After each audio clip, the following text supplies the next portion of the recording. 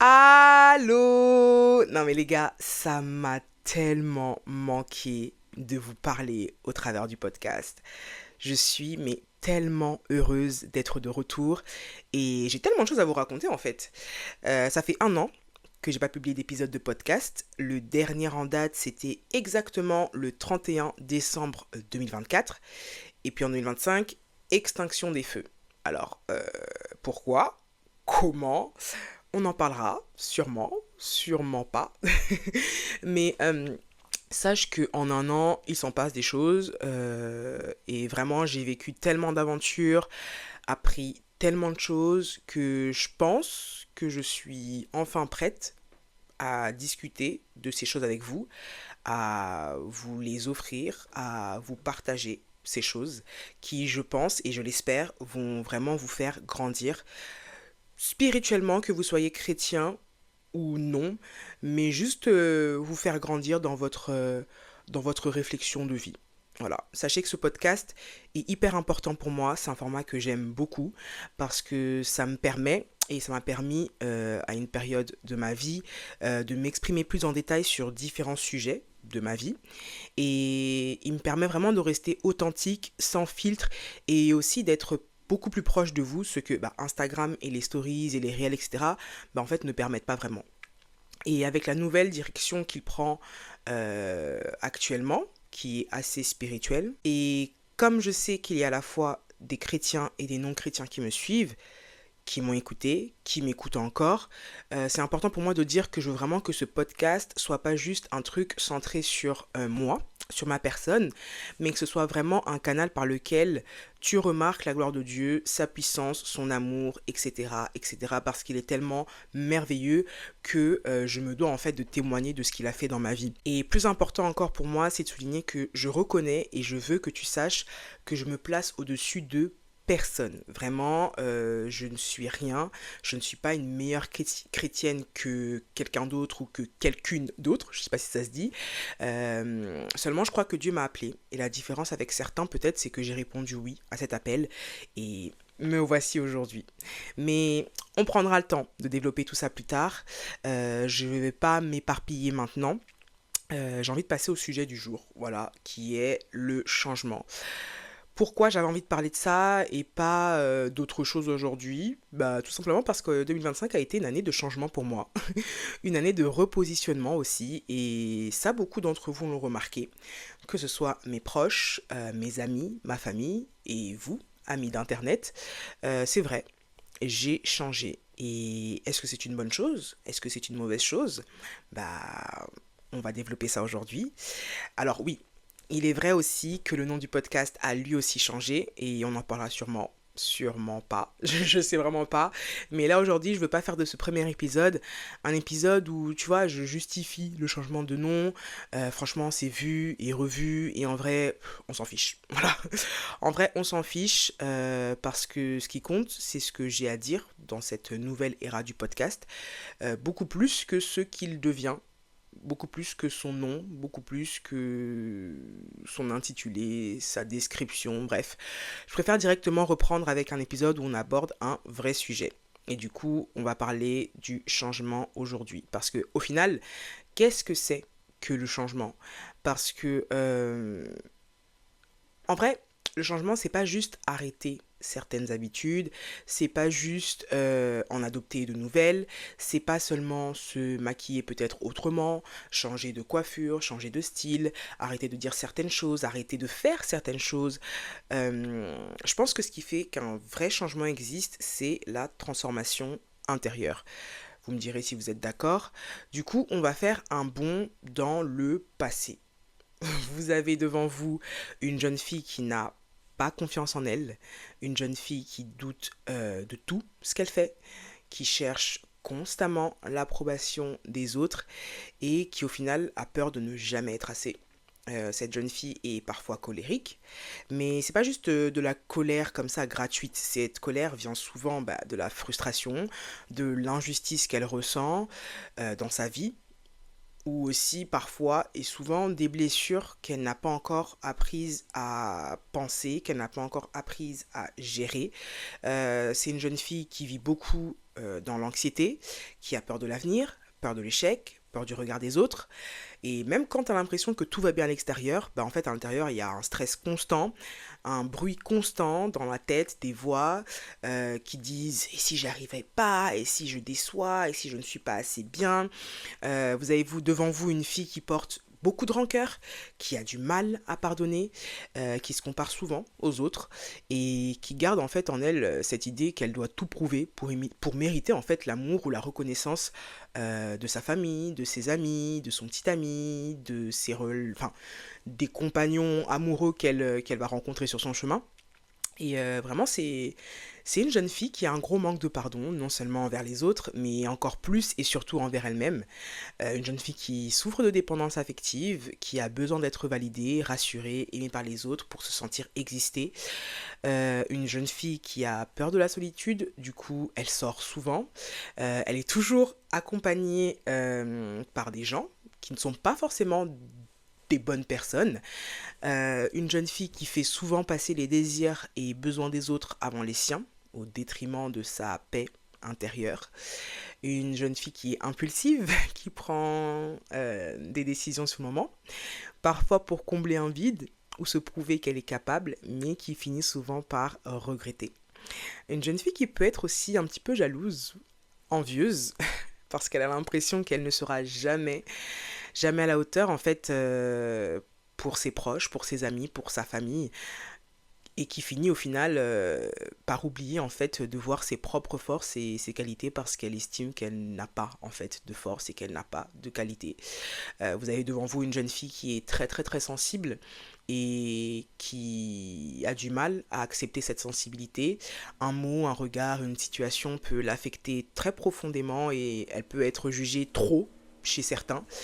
Et bah cette jeune fille c'était moi avant que je rencontre Jésus. Et tu le sais, ça fait plus d'1 an que je me suis baptisé maintenant, que j'ai, comme on dit dans la communauté chrétienne, donné ma vie à Christ. Et d'ailleurs, vu que le podcast, il n'est pas que pour les chrétiens, je vais vraiment prendre le temps, le réflexe, l'habitude de vous expliquer à chaque fois que je peux tous les termes que j'emploie, parce que si t'es pas chrétien, certaines notions que je vais employer par habitude, par naturel, peuvent te paraître assez bizarres. Donc je vais essayer au maximum à chaque fois d'expliquer, de donner des définitions, histoire que vous soyez pas trop perdus. C'est vraiment important pour moi de parler à un plus grand nombre et de pas juste parler à ma communauté parce que je sais que mes proches se posent aussi beaucoup de questions sur ma nouvelle vie, sur qui je suis devenue et donc à travers ce podcast là aussi je veux les faire rentrer en fait dans ma nouvelle vie.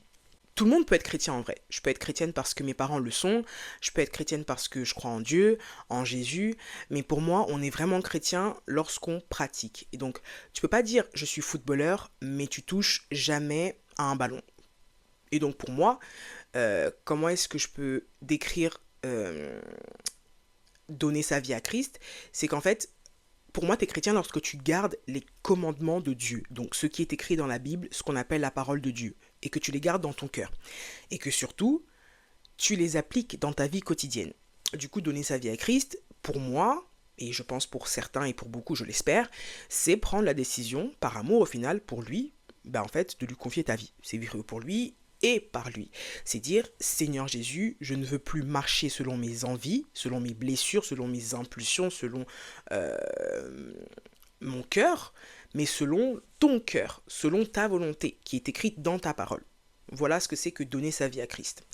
Et donc, depuis que j'ai donné ma vie à Christ, déjà pour toi qui me suivais sur les réseaux, tu as sûrement vu une différence. Alors, si c'est pas le cas, c'est que j'ai encore du boulot.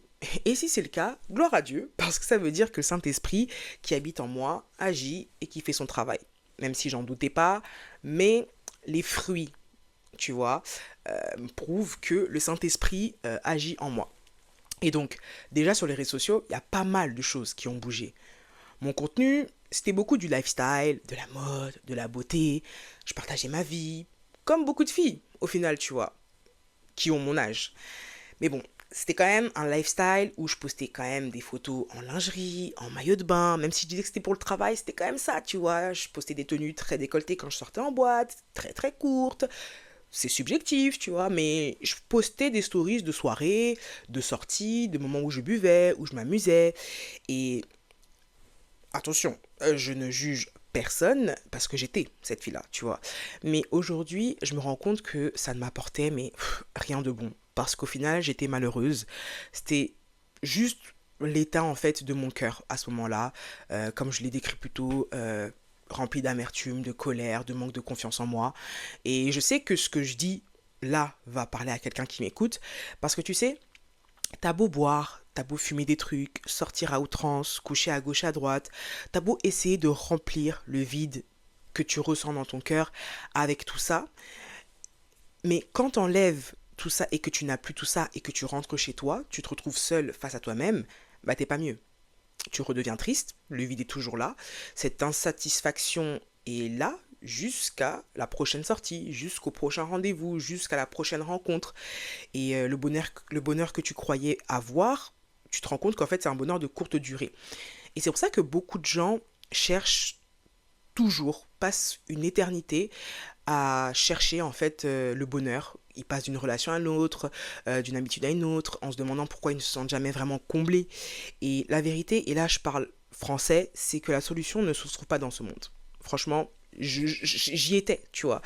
La solution ne se trouve pas dans les plaisirs, dans l'approbation des autres, dans les validations extérieures. La véritable paix, la vraie joie, elle ne peut venir que d'une seule chose, d'une seule personne, Dieu, Jésus-Christ de Nazareth. C'est lui qui peut remplir ce vide que rien ni personne, que rien d'autre ne peut combler. C'est lui qui transforme le cœur, qui restaure et qui guérit.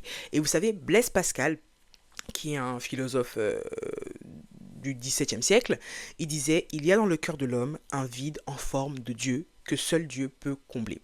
Et selon lui, euh, l'être humain porte en lui un manque fondamental que ni les plaisirs, ni la raison, ni les biens matériels ne peuvent entièrement satisfaire.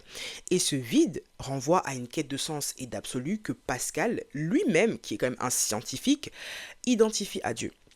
Parce que quand tu donnes ta vie à Christ, c'est pas juste un changement de comportement, ce n'est pas juste arrêter de boire, chose que j'ai faite, mais c'est pas juste arrêter de sortir, arrêter de faire des choses que tu sais peut-être ne sont pas bonnes pour toi.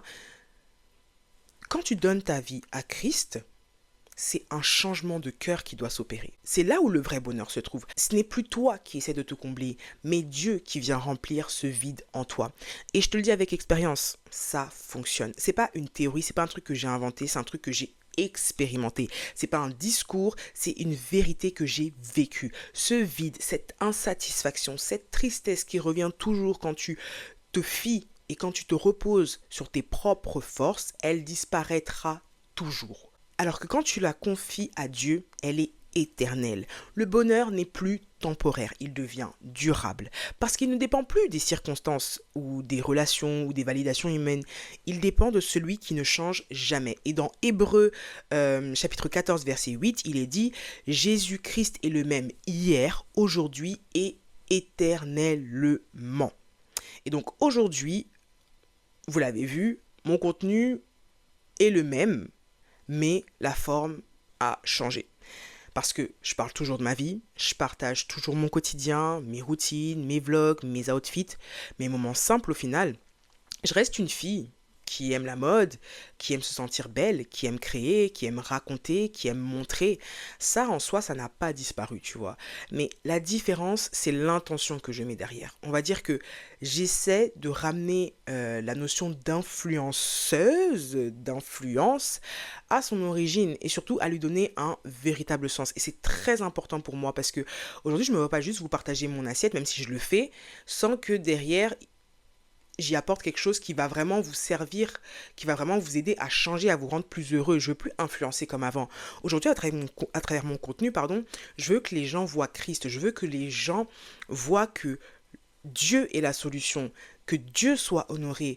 Donc, désormais, tu vas retrouver beaucoup cette dimension de foi, cette partie enseignement liée à la parole de Dieu, parce que maintenant, bah, en fait, Dieu fait partie intégrante de ma vie, si ce n'est que Dieu est toute ma vie, tu vois.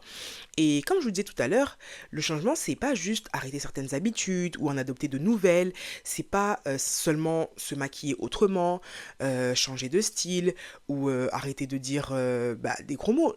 Chose que j'ai faite, tu vois. Parce que quand tu changes, il faut aussi que ton extérieur change, tu vois. On dit que l'habit ne fait pas le moine, mais on reconnaît un moine à son habit, tu vois.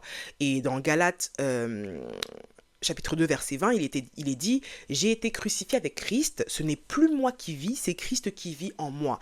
Et donc c'est clair, ce qui fait qu'un vrai changement existe, puisque c'est Christ qui vit en moi, c'est la transformation intérieure. Et je pense que ceux qui peuvent le mieux en témoigner, ça sera aussi mes proches et mes amis et moi-même, parce que je le vois, je le ressens, parce que il y a vraiment eu un bouleversement intérieur, tu vois, et, et malgré que ça a été nécessaire, c'est quelque chose qui n'a pas été facile. Et dans 2 Corinthiens 5, verset 17, la Bible dit que si quelqu'un est en Christ, il est une nouvelle créature, que les choses anciennes sont passées, voici toutes choses sont devenues nouvelles. Et donc, on dit que cette transformation vient de Dieu. Et donc ça, pour ceux qui ne sont pas dans la communauté chrétienne, ça s'appelle la nouvelle naissance. Et, euh, et en gros, la nouvelle naissance, c'est comme recommencer en gros sa vie sur de nouvelles bases. On dit que toutes choses anciennes sont passées, toutes choses sont devenues nouvelles. Et donc, il est vrai que dans ma manière de vivre, beaucoup de choses ont changé. Et je dis pas ça pour qu'on me jette des fleurs, je dis pas ça pour qu'on m'applaudisse, mais je dis ça juste pour témoigner en fait de la gloire de Dieu et de la puissance de transformation du Saint-Esprit, les gars. Parce qu'il y a des choses qui ont changé, comme le fait que j'ai arrêté de boire de l'alcool, j'ai arrêté les soirées en boîte de nuit, les bars dansants, même les terrasses un peu avec de la musique et tout. J'ai arrêté les chichas, j'ai arrêté les nuits qui finissaient au petit matin. Aujourd'hui, mes nuits qui finissent au petit matin, c'est des veillées de prière et d'adoration. J'ai changé ma manière de m'habiller, pas parce que j'étais contrainte ou parce que je voulais absolument suivre la parole de Dieu, même si c'est ça le dit, mais parce que je ressens plus le besoin de plaire de la même manière qu'avant. Tu vois, je veux honorer Dieu dans tout, et donc ça passe aussi dans ma manière de me présenter, dans ma manière de m'habiller. J'ai aussi arrêté de dire certaines choses, de tenir certains propos, notamment les gros mots.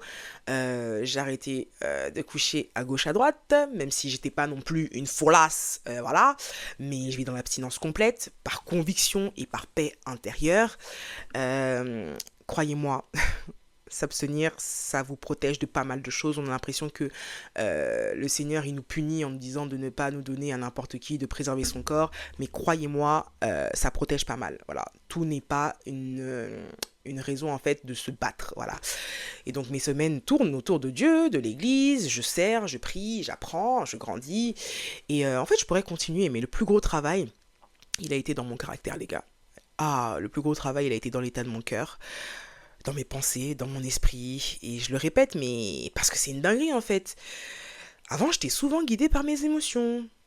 La colère, elle montait très très vite, la rancœur, elle restait longtemps, j'avais du mal à pardonner, à lâcher prise.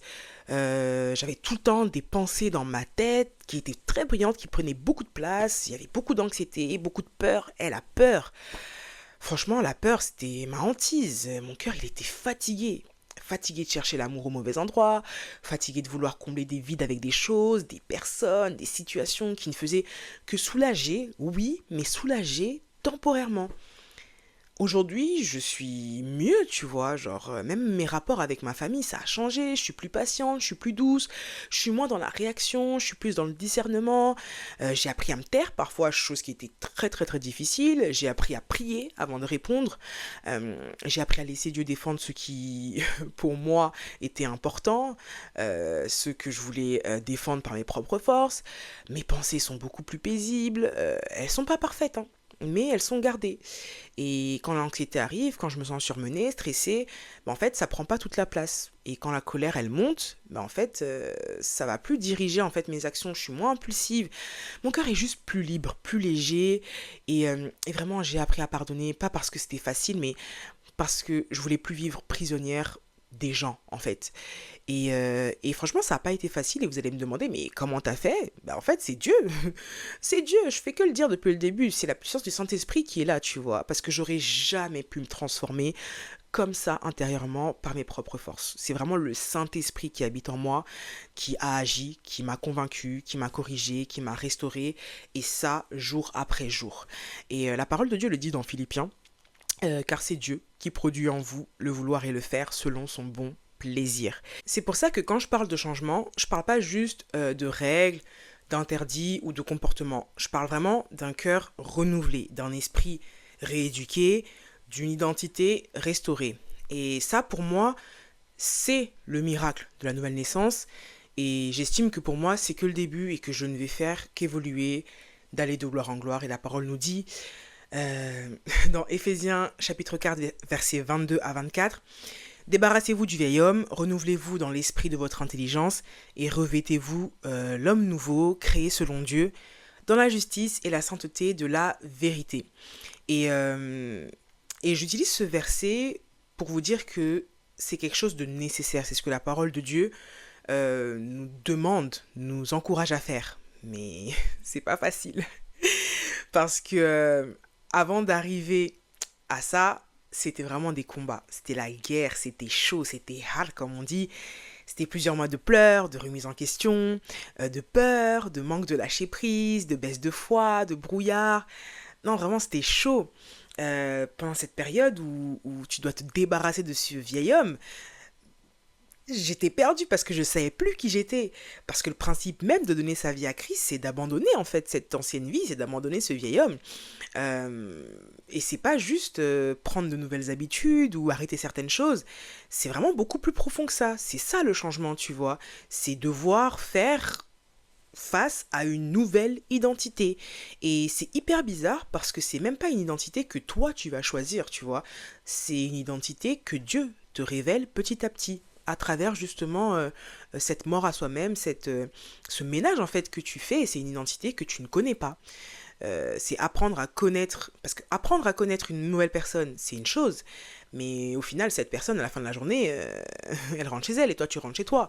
Mais là, je vais devoir vivre avec cette nouvelle personne que le Seigneur me présente, qui est moi-même, jusqu'au restant de ma vie. Et si j'aime pas cette version de moi-même, et si je regrette, et si ceci, et si cela, toutes ces questions, en fait, étaient dans ma tête. Et c'est que depuis cet été que je me sens enfin bien, en paix avec cette nouvelle version de moi-même. Parce qu'avant ça, c'était la confusion totale. J'avais vraiment l'impression de me battre avec moi-même. Et en fait, c'est comme si en fait une partie de moi voulait suivre Dieu à 100% et était sûre de son choix et était vraiment consacrée. Et que l'autre, en fait, voulait s'accrocher à ce qu'elle connaissait, à ce qui la rassurait. Et en soi, c'est normal, tu vois. Parce que bah, ton ancienne vie, c'est tout ce que tu as toujours connu, c'est ton confort, c'est ce que tu sais faire, ce que tu connais, ce que ton entourage aussi attend de toi, tes amis, ta famille, tes proches. Mais en fait, quand Dieu commence à te transformer et quand Dieu est dedans, bah, il y a des choses qu'il va arracher. Parfois doucement, parfois plus brutalement. Du coup, il y a des envies qui vont disparaître, des goûts qui vont changer, des relations qui se défont, qui doivent se défaire. Et toi, tu te retrouves un peu au milieu de tout ça à te dire, mais je suis qui maintenant, tu vois? Et c'est vraiment étrange comme sentiment parce que tu te reconnais plus. Et en même temps, tu as l'impression que tu es plus toi que jamais. Je sais pas comment expliquer. En même temps, tu veux plus des choses que tu voulais avant, mais tu ne sais pas encore ce que tu veux à la place. Tu ne ris plus des mêmes blagues, t'as plus envie des mêmes soirées, et pourtant, bah, parfois, souvent, ça va te manquer. Un peu, beaucoup. Pourtant, tu sais que c'est plus pour toi, que ta place n'est plus là-bas. Mais il y a ce sentiment de nostalgie qui revient de temps en temps. Et franchement, cette période de flottement, elle a été dure pour moi, tu vois. C'était vraiment la plus grosse crise identitaire que j'ai pu rencontrer. Et c'est là que Dieu m'a appris à me redécouvrir à travers lui, avec lui, à aimer différemment les autres, à penser différemment, à m'aimer différemment, à exister différemment. Et en fait, ton entourage va pas toujours comprendre, parce que c'est quelque chose qui au final est très spirituel. Le brisement, c'est spirituel. Le changement, c'est spirituel. La nouvelle naissance, c'est spirituel. C'est une dimension que tout le monde ne comprend pas forcément. Parce que déjà, toi, tu es en train de comprendre toi-même ce qui t'arrive, et en plus de ça, tu dois gérer l'incompréhension des autres. Et je crois même que c'est pour moi la partie qui a été la plus difficile. Parce que changer, c'est une chose, mais changer sans être compris par ses proches, par des gens que tu aimes, c'est une autre chose. Et donc, pendant cette période, sache qu'il y a des gens qui vont dire que t'es devenu bizarre, d'autres qui vont dire que t'as changé trop vite, ou que t'es dans une phase, que t'es aliéné peut-être. Mais la vérité, c'est que c'est pas une phase, c'est une renaissance. Et une renaissance, c'est beau, c'est vraiment beau, tu vois, de renaître, de retrouver quelque chose de frais, de nouveau. Mais c'est aussi très douloureux. Que personne vous mente. Être un chrétien consacré à Jésus, donner sa vie à Christ, c'est pas pour les pétios. Parce qu'avant même de naître à nouveau, il faut mourir à soi-même. Et mourir à soi-même, c'est pas du tout poétique, c'est pas romantique. C'est hard, c'est chaud, c'est réel. C'est dire adieu à des versions de toi que tu croyais définitives. Et je crois que c'est ce que Dieu a fait durant tout 2025 pour moi. Il m'a réappris à vivre, mais selon lui, avec lui. Il m'a aidé à aimer les bonnes choses, à désirer ce qui édifie, à trouver de la joie dans des endroits où avant je trouvais ça nul, ennuyeux. Et aujourd'hui, même si ça m'a bousculé, même si 2025 a été difficile, même si j'ai eu peur, même si j'ai pleuré, ça en valait tellement la peine parce qu'aujourd'hui, je suis en paix et une paix que je ne saurais pas expliquer. La Cassandra que je suis devenue, je l'aime beaucoup. Mais en même temps, c'est pas non plus un grand changement parce que je trouve pas que je sois devenue une autre personne que ça, tu vois. J'ai changé, mais dans le sens où il y a certains traits et attributs de ma personne qui sont toujours là. Je suis toujours aussi drôle qu'avant. Juste, je rigole plus du tout des mêmes choses qu'avant. Je suis toujours une amoureuse de l'amour. Et ça, d'ailleurs, on en parlera parce que, bref, on en reparlera. Je suis toujours une fille qui aime sortir, juste les lieux où je sortais ont changé. Je suis toujours passionnée de mode. J'aime toujours autant m'apprêter, me sentir belle, me coiffer, me maquiller. Donc oui, j'ai changé mes habitudes, j'ai changé mon extérieur, ma façon de m'habiller. Mais au fond, je suis toujours moi.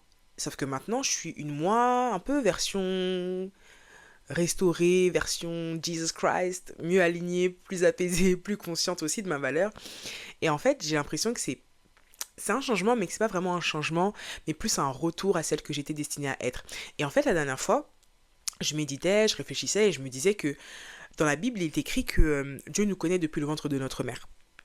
Et qu'en gros, avant même qu'on naisse, il savait déjà qui on allait être, notre tempérament, nos dons, nos talents, nos passions, notre caractère, notre sensibilité, même le nombre de cheveux qu'on a sur la tête. Et c'est dans le psaume 139, il est dit que c'est lui qui a formé nos reins, qui nous a tissés dans le sein de notre mère, et que ses yeux ont vu notre embryon, et tous les jours qui nous étaient destinés étaient inscrits dans le livre avant que chacun des jours qui nous étaient destinés existe. Et en fait, je me faisais la réflexion et je me disais, mais en fait, entre le moment où Dieu me crée et le moment où je commence à vivre dans ce monde, où j'ai conscience, où je jouis en fait de mon libre arbitre, il se passe quelque chose, qui est du coup le péché. Et quand je parle de péché, c'est pas juste les mauvaises actions, mais tout ce qui dans la vie va nous éloigner de Dieu. Donc les traumas, les blessures, les déceptions, les rejets. Bref, tout ce qui fait que on s'éloigne de Dieu. Et en fait, à force, ce n'est plus Dieu qui façonne notre identité, c'est le monde. Et donc, tu veux plaire, tu veux exister, tu veux être validé, et petit à petit, tu te construis une identité qui n'est pas celle que Dieu avait prévue pour toi, à la base. Et avec le recul, je me rends compte que celle que j'étais avant que je rencontre Christ, avant que je rencontre le Seigneur, en fait, c'était une version de moi qui était altérée, qui a été forgée, qui a été créée, qui a été bâtie par les blessures, par les attentes, par la peur de décevoir, la peur d'être rejeté, une version que le monde, en fait, avait modelée, et que moi, j'avais aussi modelée par mes choix, conscients ou inconscients, mais que Dieu, lui, n'avait jamais validé, que Dieu n'avait jamais prévu, tu vois. Et du coup, c'est comme si, depuis que j'ai rencontré le Seigneur, il me ramène en fait à cette version originelle, avant que je fasse mes choix, avant que je jouisse de mon libre arbitre, et que toutes ces choses en fait rentrent dans mon cœur. Celle qu'il connaissait déjà, il la ramène en fait à la vie. Et le truc, c'est que moi, je la connaissais pas et je la découvre aujourd'hui, après avoir donné ma vie à Christ et depuis que j'essaie de vivre selon la parole de Dieu. Et c'est pour ça que ce changement, aussi beau soit-il, est hyper difficile. Il a été hyper difficile pour moi. Et je fais que le répéter depuis le début, mais 2025 a été pour moi l'année du changement, l'année du repositionnement, du brisement. Tous les épisodes, si vous les réécoutez, si vous avez le temps, de 2024, vers la fin, c'était beaucoup de pleurs, beaucoup d'incompréhension. Et en coulisses, quand j'ai arrêté le podcast, en 2025, c'était ça aussi. Beaucoup de pleurs, beaucoup d'incompréhension. Mais ce qui a fait qu'aujourd'hui, ça va beaucoup, beaucoup, beaucoup mieux, c'est que je suis resté ferme. C'était pas facile, mais je suis resté ferme. Et surtout, j'ai lâché prise. Et j'ai obéi. Et la Bible nous dit que l'obéissance vaut mieux que les sacrifices. Alors, je trouve que oui, j'ai changé. Et c'est très, très bien. Mais c'est parce qu'aussi le Seigneur a des plans pour moi et que j'accepte ces plans-là.